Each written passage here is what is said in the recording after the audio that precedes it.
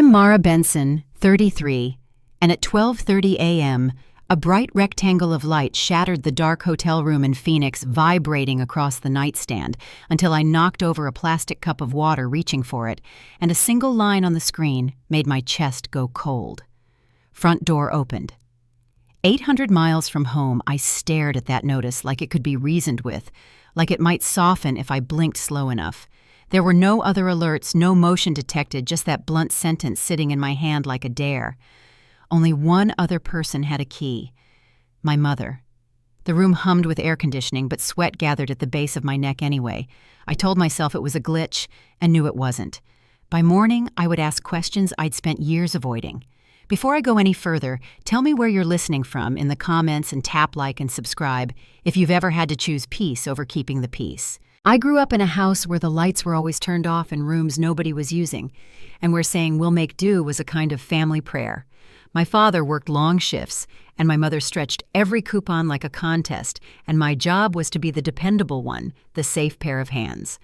I learned early to say yes to babysitting when I had homework, yes to lending a sweater that never came back, yes to covering late fees because it was just this once, and I thought that was what love looked like, a stack of small yeses you carried without complaint. I was good with computers, good enough that a college advisor nudged me into system security, and after years of certs and late nights, I signed a mortgage with my own name and set a key on my mother's palm because trust felt like the right kind of inheritance to give. The house isn't palatial, just 2 stories on a quiet street with sunlight that lifts the living room at 10 in the morning. But in our family, it became a mirror held up to everything unsaid. So much space for one person, my mother would note, and I'd pretend it was an observation, not a judgment. Work moved faster than home did. I was the one they called when a router went down or a migration snarled steady in the kinds of emergencies that stayed on a screen. And I liked how problems listened when you spoke to them in the right syntax. At home, problems wore familiar faces and arrived with explanations that felt like instructions. Kelsey's kids needed tablets for school, the gas bill had doubled, the car insurance would lapse Friday, and there are seasons where a single paycheck becomes a rope you throw to everyone at once. I don't say this to sound heroic. It was habit, and habits can look a lot like loyalty when you're standing close to them. Still, I kept a folder on my phone, labeled house paint colors, warranties, the lawn service receipt, and tucked into that same cloud, in a place only I could see, a second folder named Records, a private ledger of withdrawals that weren't supposed to be called that. The Phoenix trip came at the end of a long quarter-client demos, stacked like dominoes, a proposal my boss wanted polished until it shone the quiet loneliness of eating late in a city that didn't know my name, and I fell asleep thinking about slide decks, not doors. When the alert woke me, I did what I've done my whole life. I checked the system, I checked my assumptions, I checked the clock, and then I checked with my mother. She texted back, "All good yesterday," with that easy tone she saves for things already decided, and I stood in front of the hotel mirror buttoning my blouse while something in me came unbuttoned. For years I'd been translating clips of conversation into something gentler, rounding off edges, telling myself intention mattered more than impact. That morning the math didn't balance, and the numbers were mine to carry. I have always believed a home listens when you walk in. It hears the way your feet land, the way the air changes when you set down your bag, the way you exhale when you're finally inside. 2 more days on the road stretched out in front of me. 2 days of smiling through meetings while a single sentence kept pulsing like a lighthouse in fog. I saved a screenshot of the alert to my records folder, a small act that felt larger than it looked, and pressed my phone face down on the hotel desk so I could make it through the morning without checking it every 5 minutes. I told myself there would be an explanation, that doors do strange things, that midnight can play tricks on a body that's far from home. Then I zipped my carry-on, checked out, and booked the first flight that would get me back to my porch by afternoon. By the time the plane touched down, I had rehearsed every reasonable conversation a daughter can have with a mother. Maybe there was an emergency. Maybe she forgot the time. Maybe she asked a neighbor to peek in, and still as my key turned and the entryway settled around me, a thin draft of something off moved along the walls.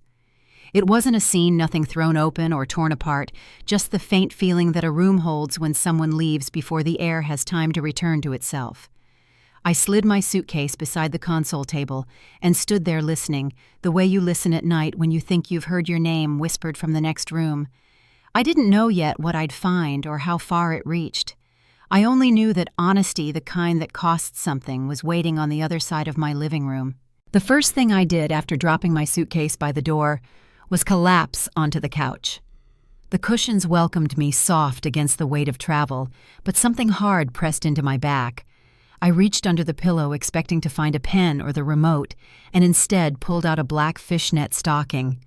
My throat tightened as I stared at it. I'd never owned anything like it. For a long second, I just sat frozen, the stocking dangling from my fingers. Hesitation gave way to curiosity, and I reached under again. This time, my hand closed around something heavier made of firm silicone. I yanked my arm back as if I'd touched fire, but the truth was already there. An adult toy, on my couch. I dropped it onto the table like it might burn straight through. I walked quickly from room to room, my heart pounding harder with each door I opened. There were no broken locks, no splintered frames, no signs that someone had forced their way in. Everything was neat, almost too neat. The absence of disorder screamed louder than any mess. Whoever had been here belonged here, or at least believed they did. The kitchen hit me with another blow. I opened the dishwasher out of habit, planning to unload it before unpacking. Inside were 3 wine glasses, each rim marked with lipstick in different shades. I don't wear lipstick. I never have. The glasses were mine, but the marks weren't. I stood staring at them until the hum of the machine faded into silence, my reflection warped in the glass. I began noticing smaller things. A chair angled differently than I'd left it, a faint stain on the rug I couldn't place, a scent of perfume that lingered like an uninvited guest. The house felt alive with strangers' fingerprints, though none remained in sight. My skin prickled as I moved through it, unwelcome in my own home. On the counter near the fruit bowl, I spotted a stack of cream-colored business cards. A burgundy circle sat printed above the words, Renew Collective. I flipped one over. Scrawled in looping cursive were times and dates. Tuesday 8 p.m., Friday 10 p.m., my mother's handwriting. I carried the card into my bedroom, my chest tight with dread. The pillows were wrong. I always stacked them in careful symmetry, but now they were tossed against the headboard. The bedspread was smoothed tighter than I'd ever left it. In the bathroom, a cleaning receipt peeked out from behind the tissue box. Tomorrow, 2 p.m., sunrise cleaning service. I hadn't scheduled it. I sank onto the edge of the tub, cold tile under my hands. This was no accident, no mistake. My house had been used like a rental while I was gone, by people who knew where I kept the glasses, who knew how I left my bed, who had the gall to leave a receipt behind. The thought raced in circles. My name was on the mortgage, my insurance, my bills. If anything happened here, if someone was hurt, if anything illegal occurred, I would be the one answering for it. And underneath all of that, sharper than any practical worry, was the weight of betrayal. My mother had the only spare key. My mother had written those notes. My mother had known. That night, I didn't sleep. Instead, I sat at the kitchen table opening my laptop and ordering a set of cameras. Small ones I could tuck into corners, wired straight to cloud storage. Motion-activated, discreet, unforgiving. They would arrive the next day. I would know for sure. When the boxes came, I opened each one like a lifeline. Within hours, the cameras were placed in the living room, the kitchen, the entryway. I tested each angle, watching my own reflection cross the screen, arms folded tight across my chest. By evening, they were live feeding images directly to my phone. A week later, work sent me traveling again. I left with my carry-on packed and my phone buzzing every time I walked into a new meeting. For the first 24 hours, nothing happened. Then Tuesday afternoon, a notification flashed across the screen. Motion detected front door. I stepped out of the conference room, heart thudding, and pulled up the live feed. My mother walked inside, glancing over her shoulder before setting down her purse. She moved with casual precision, watering plants that didn't need it, straightening frames I'd tilted on purpose before leaving, pulling the curtains wide. She adjusted my books into a perfect fan, her movements practiced familiar. The next evening, more alerts. I was sitting at dinner with clients when the notifications piled up. Excusing myself, I slipped into the hallway and pulled out my phone. The front door opened. 6 people followed my mother inside. 2 women carried bottles of wine. A man lugged what looked like folding massage tables. Another dimmed the lights as music filled the room. My couch was pushed against the wall. My rug rolled away. My grandmother's table lifted out of the way as if it were an inconvenience.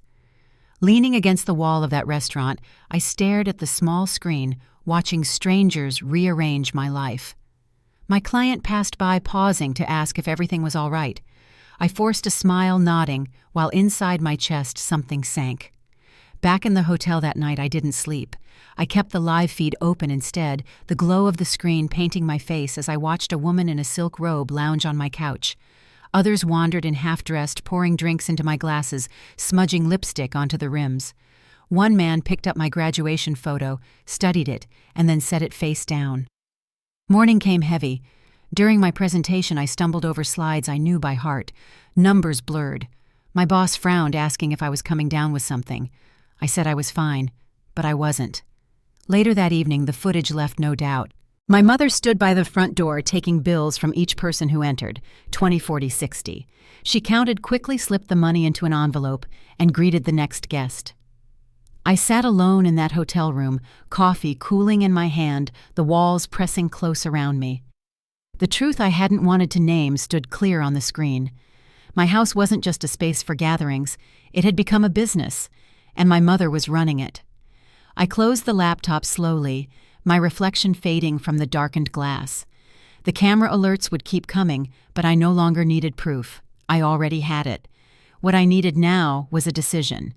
And when the next night brought a final clip, my mother leading a tour through the dining room, her voice carrying as she told them, "My daughter has no idea," the decision began to form.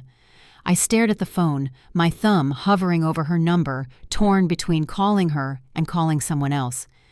The line between family and trespass had already been crossed. Now I had to decide how far I would let it go. The footage stayed with me long after I closed the laptop. At night in the hotel, I stared at the ceiling with the hum of the air conditioner filling the silence, but my mind kept replaying the same scenes. Strangers crossing my threshold, music echoing from my speakers, my mother counting bills with practiced ease. No matter how I shifted beneath the thin sheets, rest wouldn't come. The next morning, I pulled on a blazer and stepped into a conference room, but my thoughts refused to stay in the present. Spreadsheets blurred on the screen, client questions stumbled past my ears. More than once, I had to ask for repetition.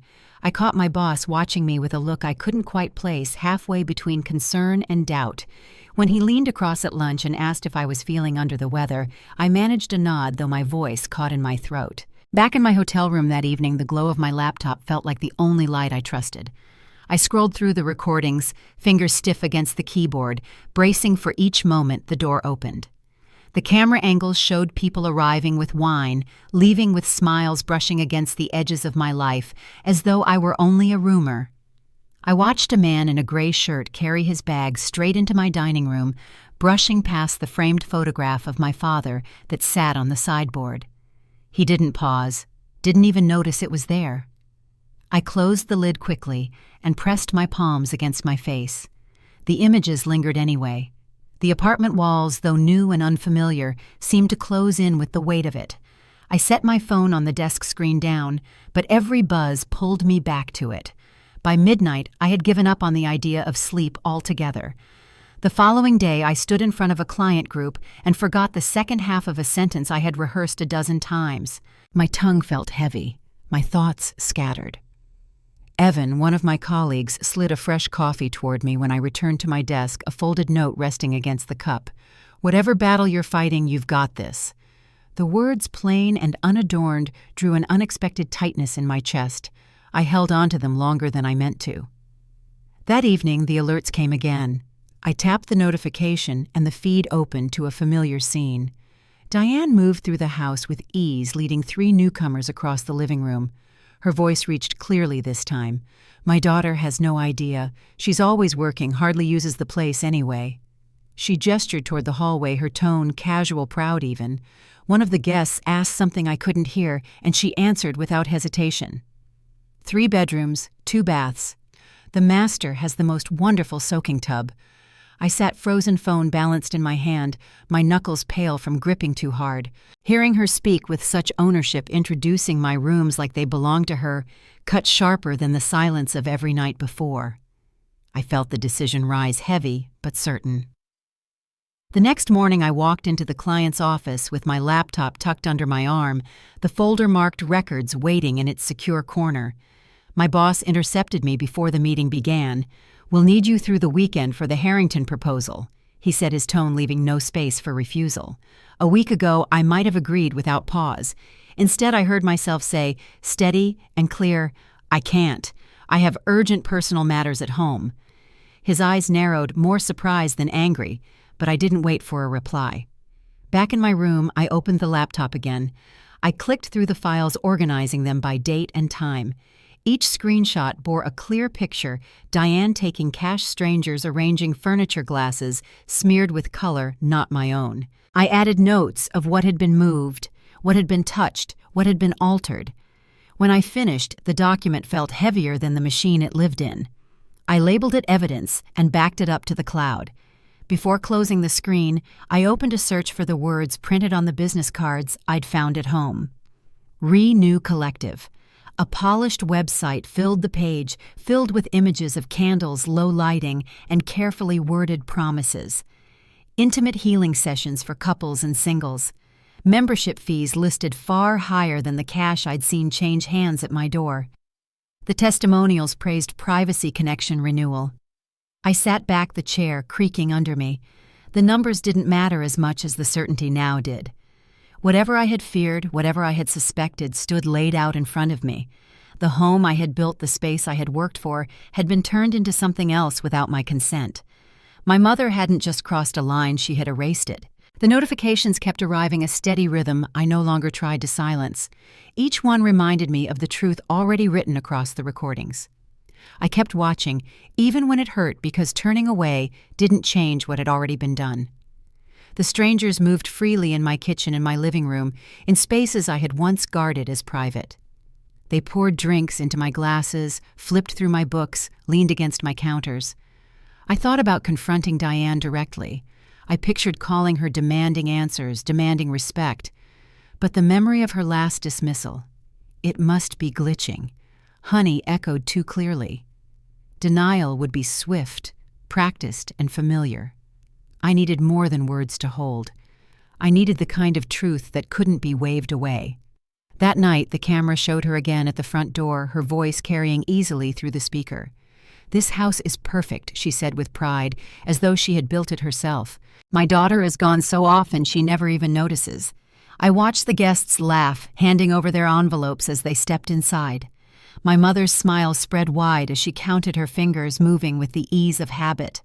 And I sat alone in a room 800 miles away, my phone buzzing steady against the desk, the weight of it pulling me further down. I knew then I couldn't carry this in silence much longer. Something had to break. When Diane's voice drifted through my phone telling strangers that I never noticed my own home, the choice I had been circling finally settled into place. I scrolled through my contacts, found the non-emergency line saved there, and pressed call. The dispatcher answered with calm efficiency, and I heard my own voice steady in a way it hadn't been for days. "I'd like to report unauthorized use of my property." 20 minutes later, my phone rang again. A woman introduced herself as Officer Lena Morales. I explained everything: my mother's spare key, the hidden items, the cameras, the strangers paying cash at my door. She listened without interruption, and when I finished, she spoke in a clear, even tone. "Being your mother doesn't give her permission to do this. It's trespassing and it's unauthorized use. You did the right thing by documenting." Her words landed with a weight I hadn't realized I'd been carrying. We agreed to meet when I returned home, and for the first time in a week, I felt like I wasn't alone inside this storm. The next morning, Victor stopped by my hotel room before the final meeting. "We'll need you through the weekend," he said, leaning against the doorframe with the certainty of someone expecting no resistance. "Harrington's proposal has to be airtight." I looked up from my laptop, the folder of screenshots still open on the screen. I can't. I said the words simple, unshaken. I have urgent matters at home. His eyebrows lifted in surprise, but I didn't wait for a reply. For years I had stretched myself thin at every request. That moment marked the first time I didn't. I closed my laptop after he left and organized the files. Each video clip, each screenshot lined up with notes about dates and what had been altered in the house. I backed everything into secure storage, labeling the folder simply Evidence. Before shutting down, I typed Renew Collective into a search bar. Their website loaded in seconds, filled with candlelit photos and gentle language about intimacy and healing. Membership costs flashed 3 times higher than what I had seen passed into Diane's hands. It wasn't just a circle of friends borrowing space. It was a business one she had chosen to run inside my walls.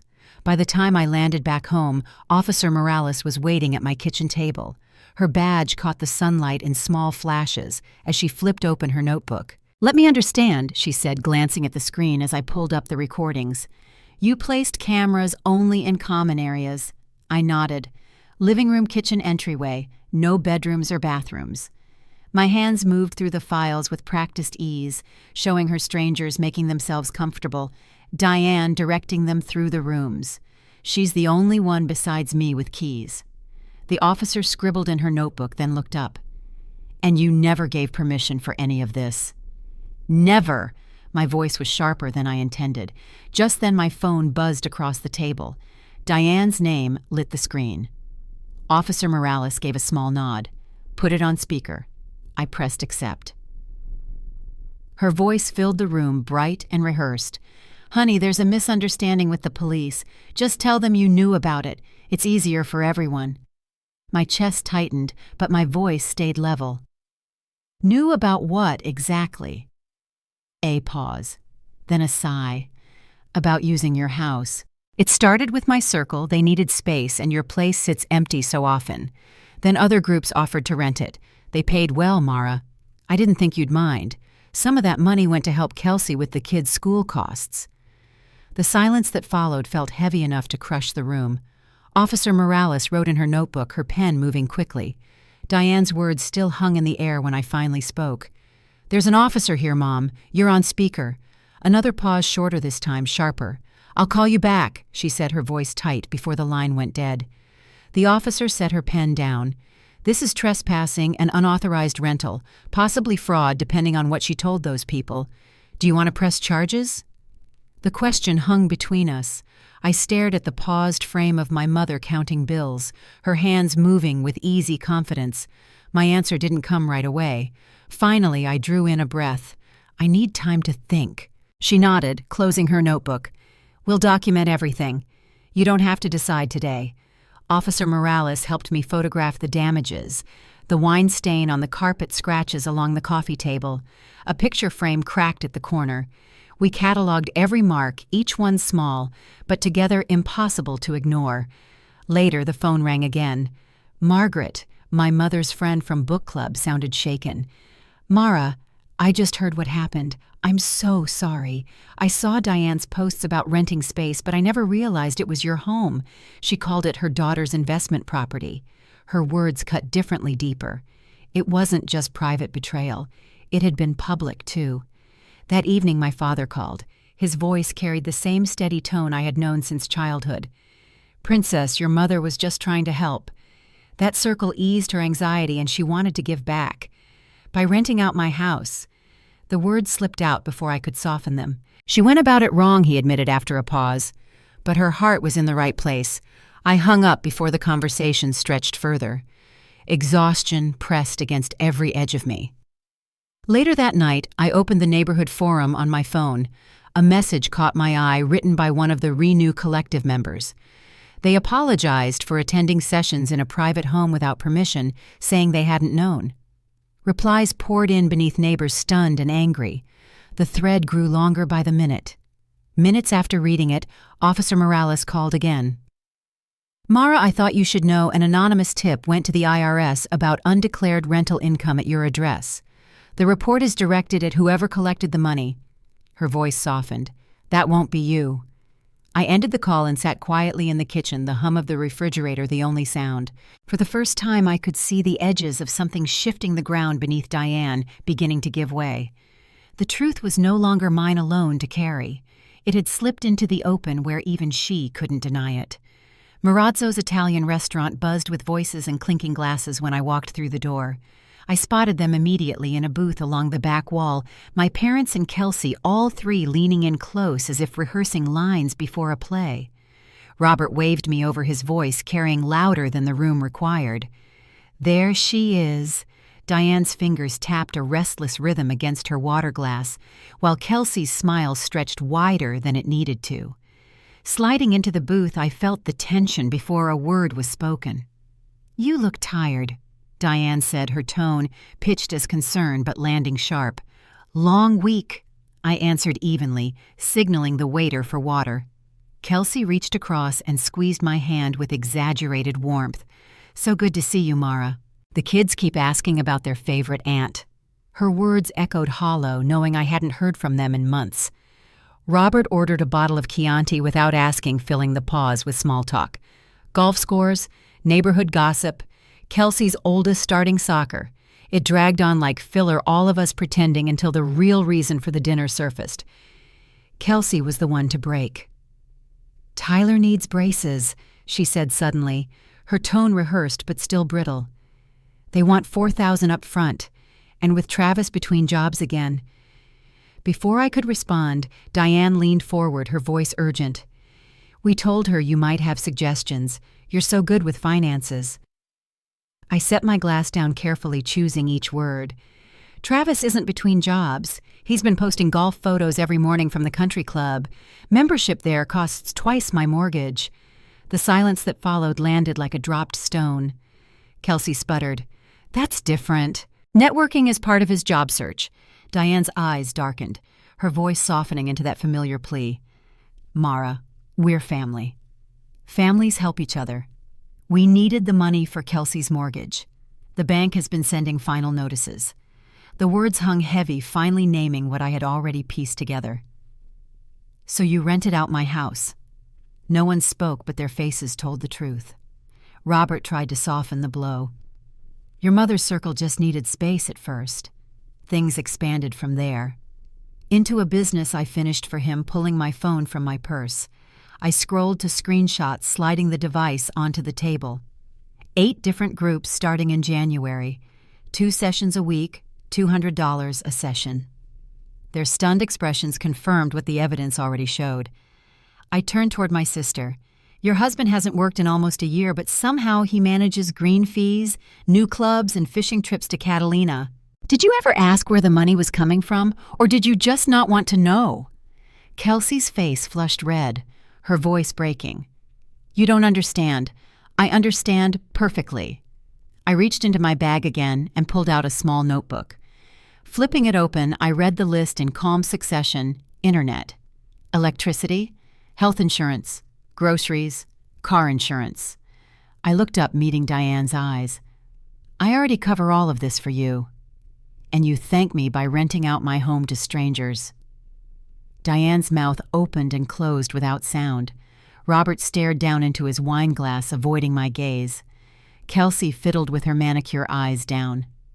The waiter arrived with our entrees, hesitated at the heavy silence, and placed the plates quietly before retreating. "You weren't supposed to find out," Diane whispered at last. Her defense landed with more weight than any apology could. "That's your excuse."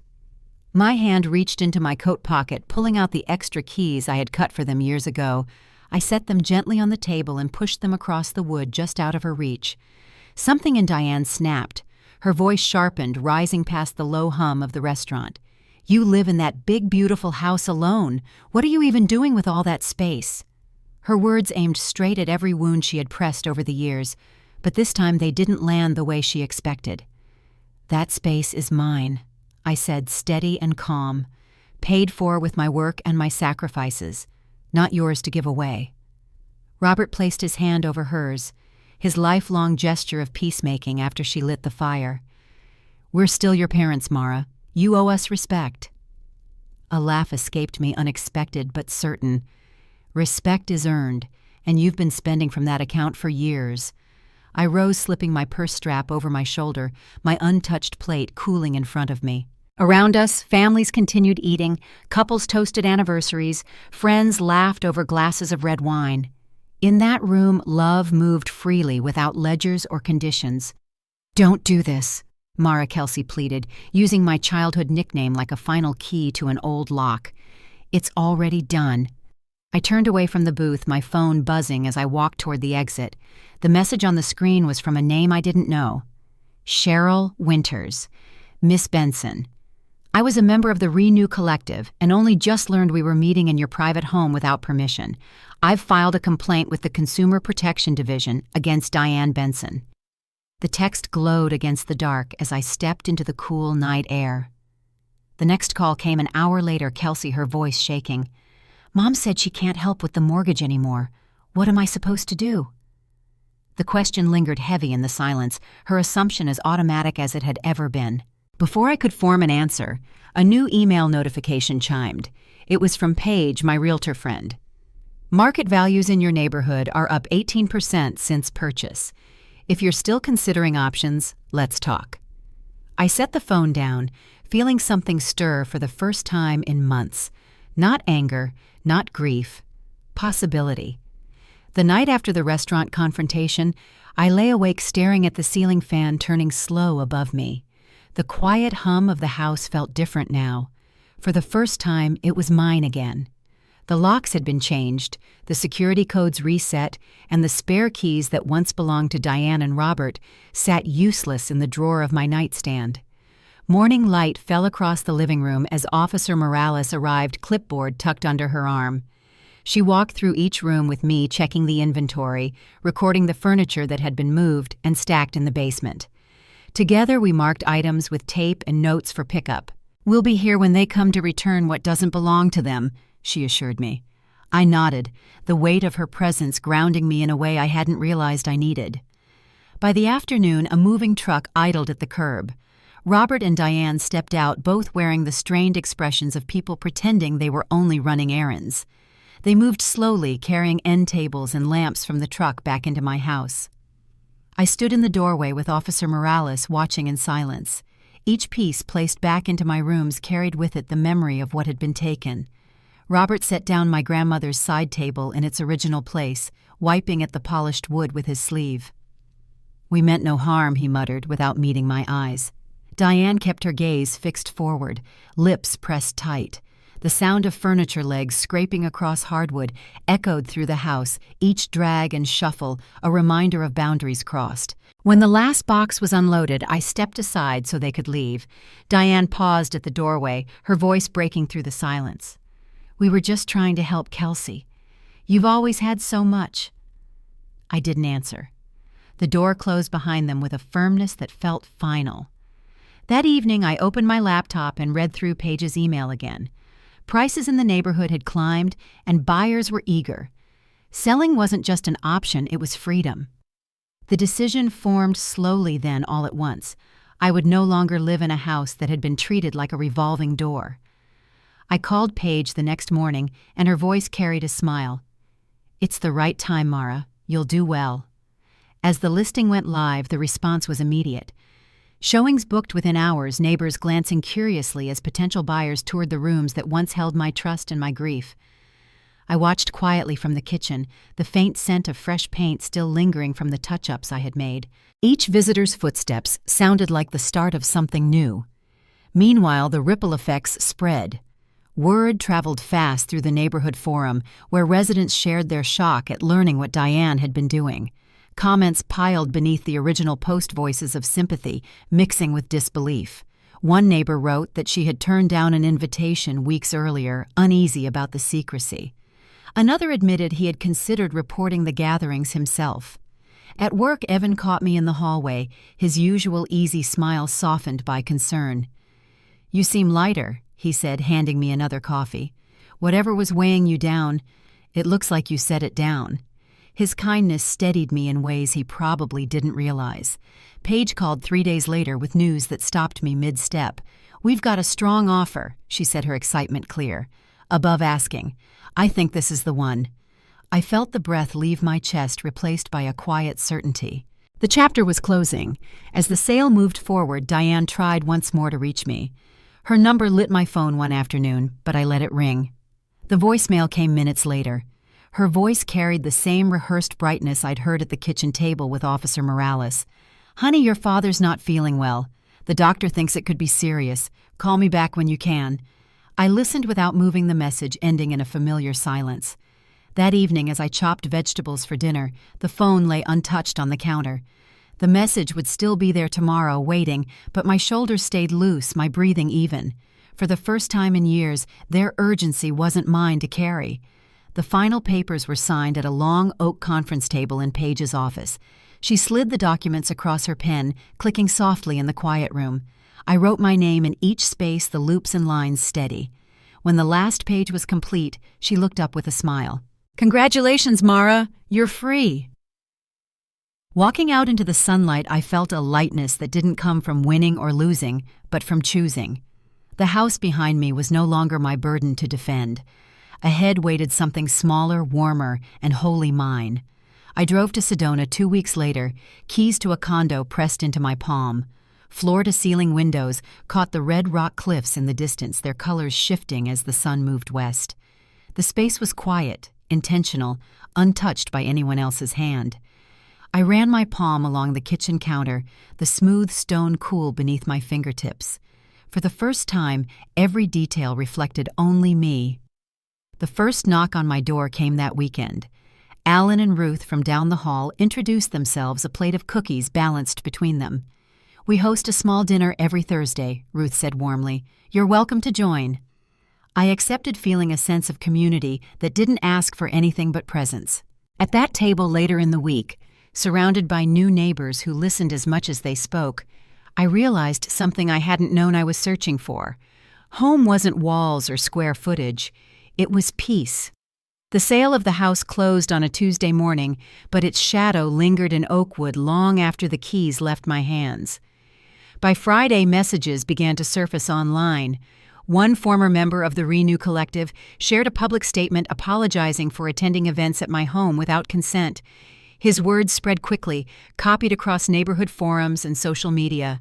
Soon others followed, each one distancing themselves from Diane and admitting they had been misled. Within days, the Consumer Protection Division announced they were investigating complaints tied to unlicensed gatherings. An anonymous IRS report had already flagged undeclared rental income.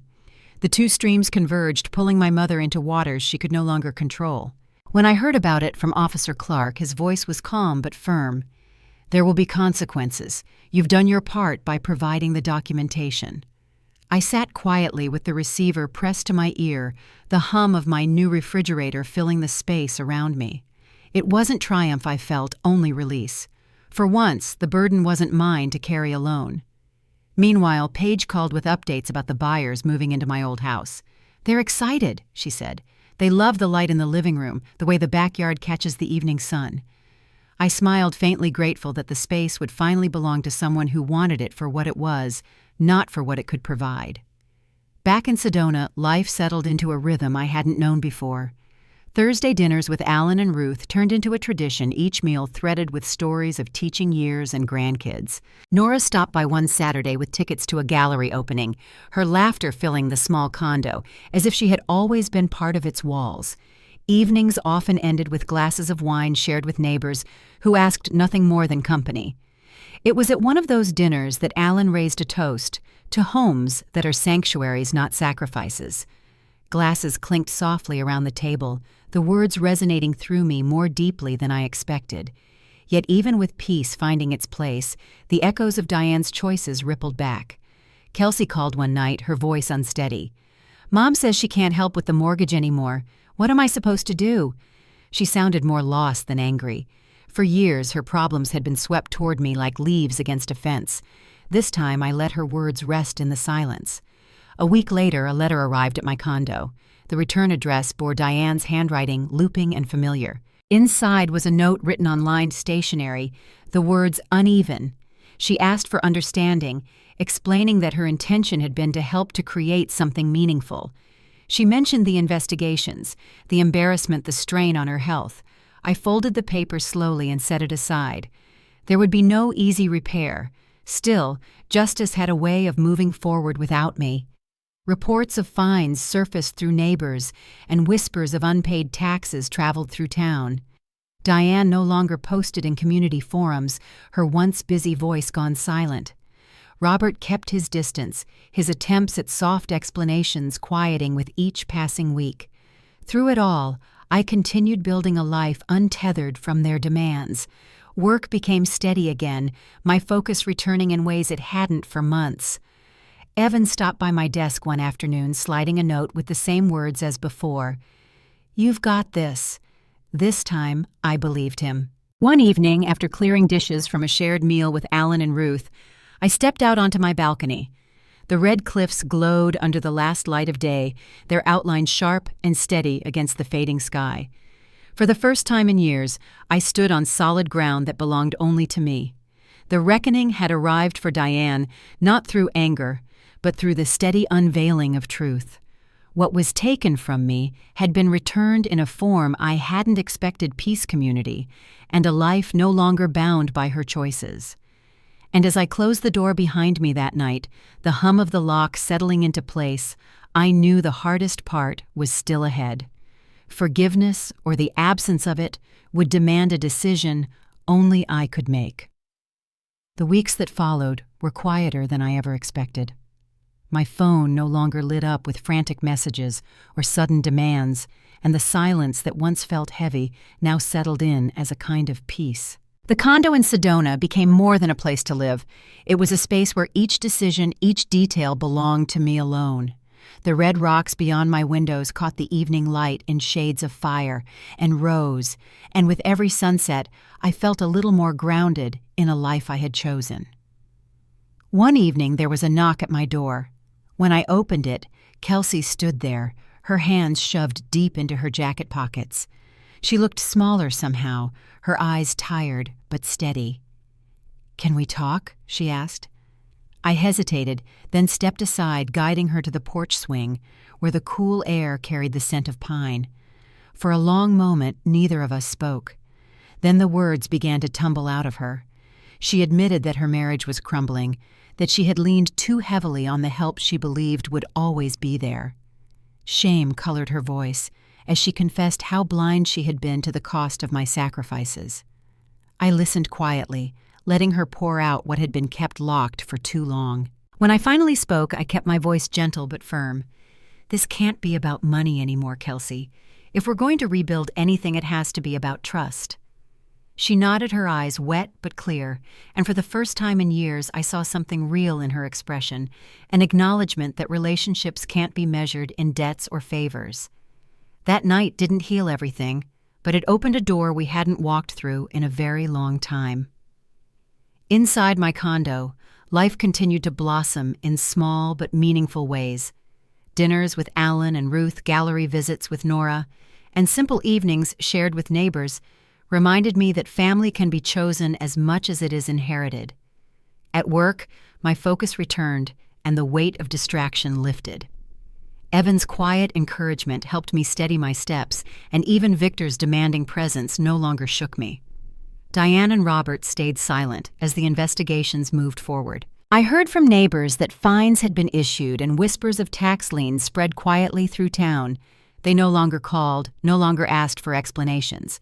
For the first time in my life, their voices no longer filled the air. I breathed. On a warm evening in early spring, I hosted a dinner of my own. The table was modest set with dishes I had chosen simply because I liked them, and around it sat people who valued me for who I was, not for what I could provide. When the glasses were raised, I thought of Officer Morales's words, spoken weeks earlier: homes should be sanctuaries, not sacrifices. I finally understood what she meant. Looking back now, I see how every step, every betrayal, every sleepless night, every hard choice brought me here. Justice didn't come with drama or revenge. It came quietly through truth revealed and boundaries finally respected. I learned that peace doesn't depend on others changing. It begins when we stop giving away the space we need to live whole. If you've ever had to reclaim your home, your dignity, or your place in the world, you know it isn't easy. But I can promise you this: once you choose to protect your peace, the weight you've carried for years finally falls away. Thank you for listening to my story. Tell me in the comments where you're tuning in from tonight, and if it's ever taken you time to learn that protecting yourself is not selfish, it's the truest form of love.